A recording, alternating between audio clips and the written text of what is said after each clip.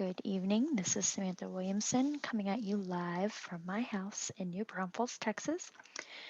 Wanting to do a voiceover for our final term evaluation. So the data set that I chose was the Amazon data focusing on employee reviews regarding Amazon. It was compiled from current and former employees amongst different locations. This data set was provided to me through Canvas. Originally was on Kaggle, but the source of the data was actually from Glassdoor.com, where employees can go on and leave a review, including a summary, pros, cons, an overall rating on a scale of 1 to 5, as well as other ratings, including comp and benefits, um, career opportunities, work-life balance, senior management, etc.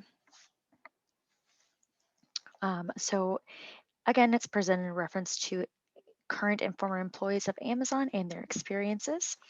Amazon, as we know, is a technology company focusing mainly on e-commerce, cloud computing, and digital streaming. If you don't know what Amazon is, you need to familiarize yourself because it's everywhere. Thank you, Jeff Bezos. Okay, the data set again shows employees who work at Amazon, their individual review of the organization. It was collected from Kaggle.com. A lot of this is redundant because I'm just so good at remembering my slides. In terms of data cleaning, the data was filtered to show only pertinent data to our association, correlation, and k-means clustering. So I did take out employee type, any summaries, advice to management. The actual links to the data were removed from the data set as well. All blanks were removed. If the data, was not reported for a certain rating or an employee, it didn't have any relevance to the analysis, so it was removed.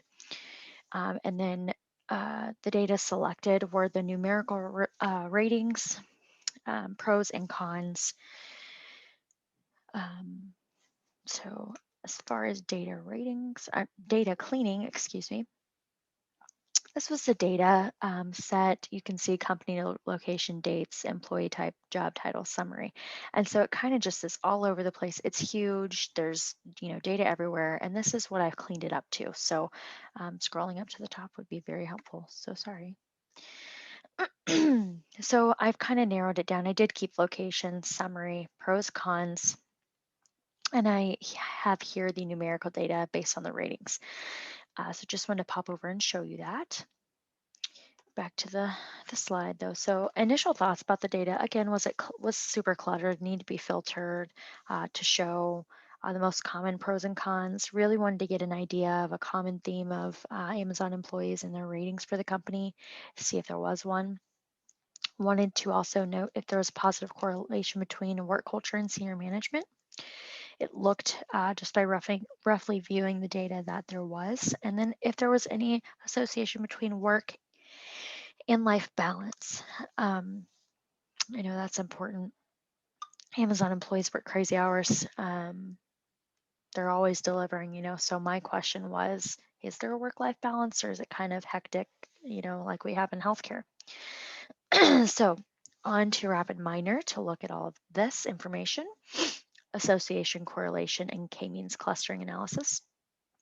So I kind of separated this into 3 different processes. So excuse my computer. We will go on to the association analysis. So I did retrieve data, I put my data in, I replaced missing values. And the subset I selected was all the numerical data. I selected attributes of just cons. I did my process documents, and within here I did tokenize transform cases, filter stop words, and tokens. I did the numerical to binomial as well as the FP growth operator, and then I did create my association rules to show these results.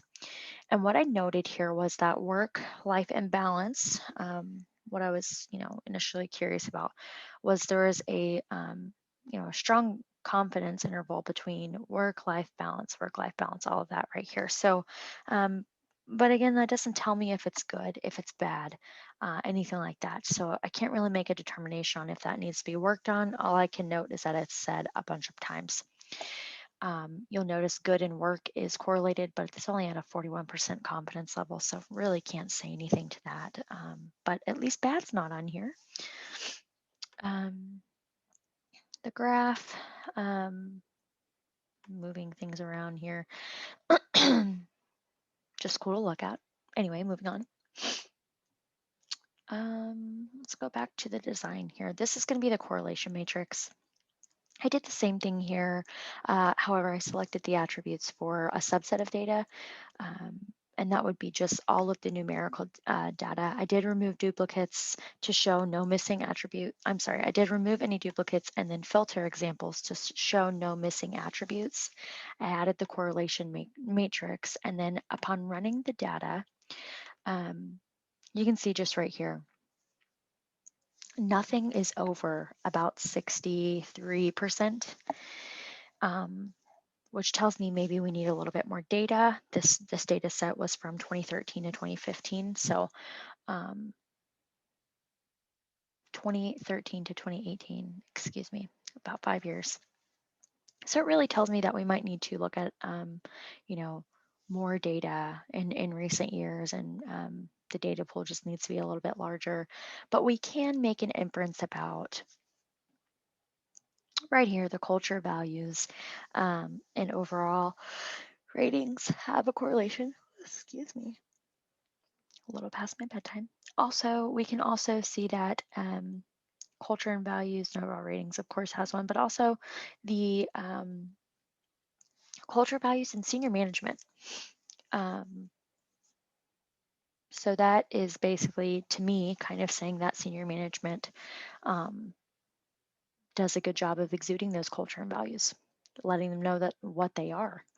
But in terms of looking at the bigger picture of work balance, career opportunities, comp benefits, um, I would place those kind of as more important.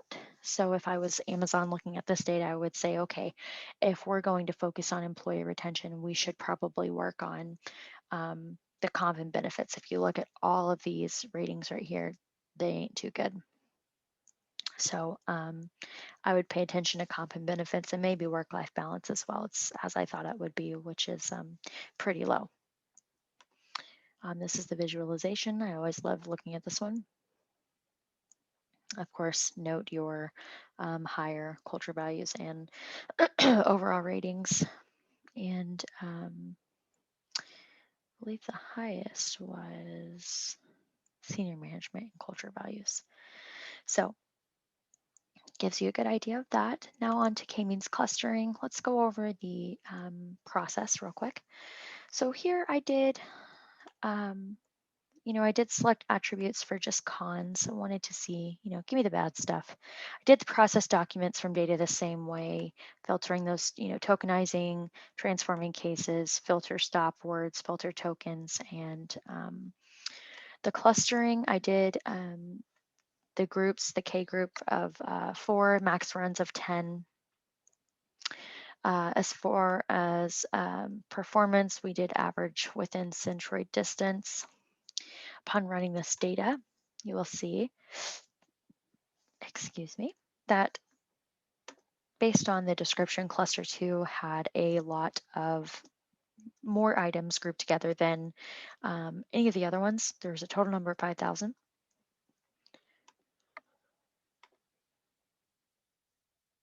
Here's the graph, and again, showing you that cluster 2 was quite larger than the others.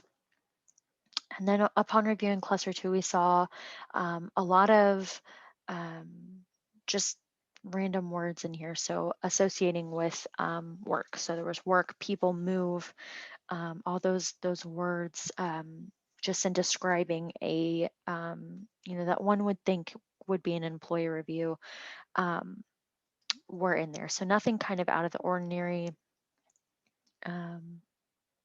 jumping out at me. It's as you would expect. So again,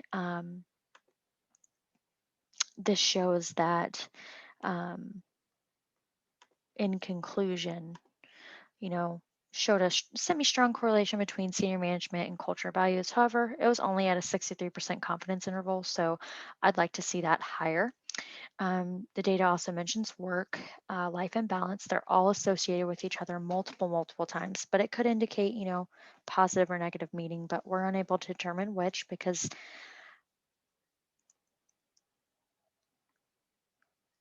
there's no, indication. So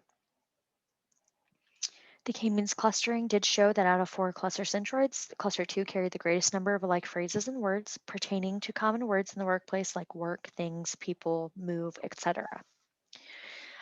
This has been my presentation of my analysis. Thanks so much for coming to my TED Talk. Goodbye.